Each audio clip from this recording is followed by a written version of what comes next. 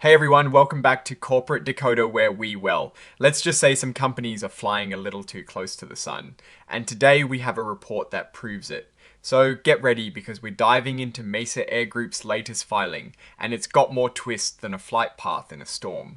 We'll decode what is really going on when a company gets a stern talking to from the stock exchange giant. Alright, let us get straight into it. This is your typical financial report where we pour over every single number.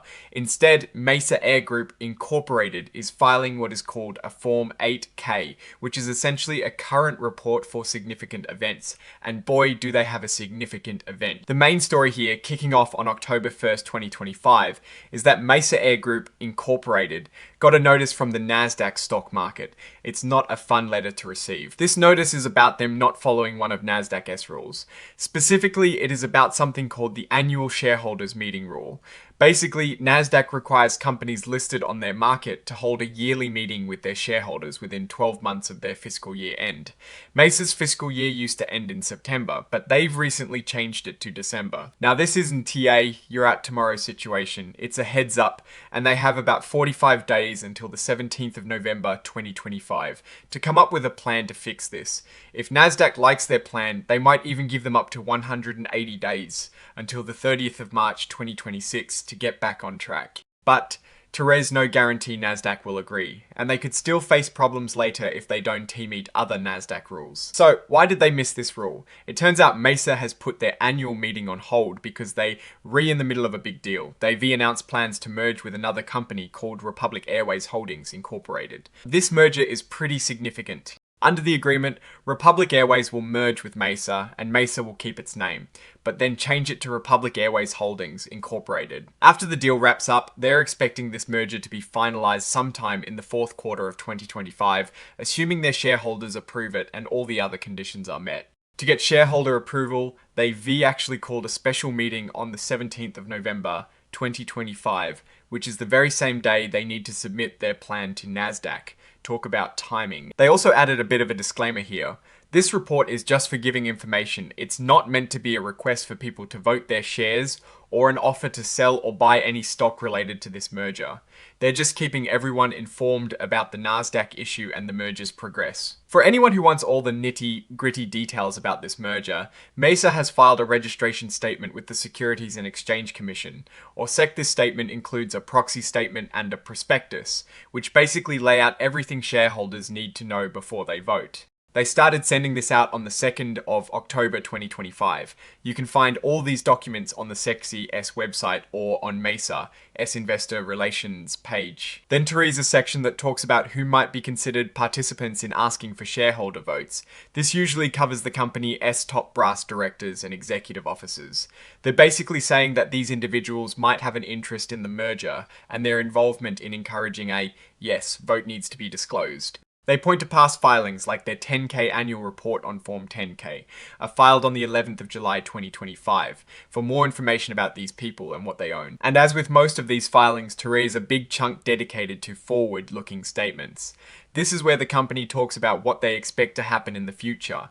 They use words like future, anticipate, believe, estimate, and expect.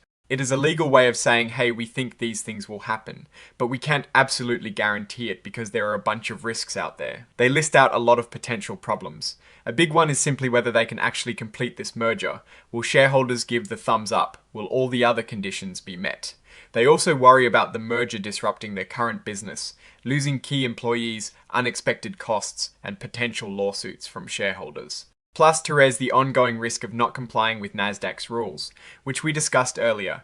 It's a long list of what-ifs that could derail their plans. And finally, they make it clear that they aren't promising to update anyone if things change. If a new risk pops up or their plans shift, they're not automatically going to tell everyone about it.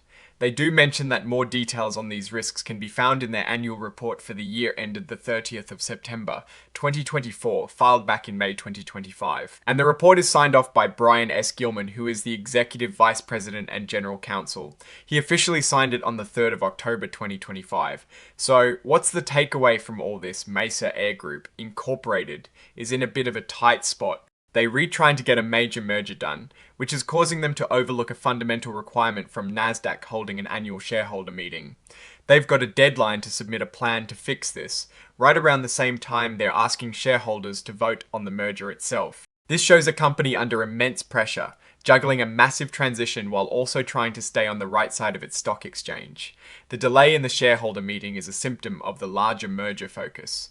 But Nasdaq doesn't look kindly on rule breaking, even if it is for a good reason from the company's perspective. They're facing the risk of losing their Nasdaq listing if they can't satisfy the exchange's requirements. The biggest risk here is the deal itself. If the merger with Republic Airways Holdings Incorporated falls through for any reason, Mesa will still have the Nasdaq issue to deal with, and potentially a lot more problems. In my opinion, Mesa is betting the farm on this merger. They're hoping that the sheer size of this deal will either smooth things over with Nasdaq, or that the completion of the merger will render the Nasdaq listing requirements moot in the long run, as they become a part of a new entity. The question is whether they can navigate these immediate compliance issues while also securing the future of the company through the merger. It's a high-stakes balancing act. Alright, that is our decoder for Mesa Air Group. S latest date, K. What is your take on their situation and the upcoming merger? Let us know in the comments below. If this deep dive into corporate filings was helpful, smash that like button and subscribe for more. And don't forget to join our Discord community, linked in the description to keep the conversation going. Thanks for watching, and we'll see you in the next decode.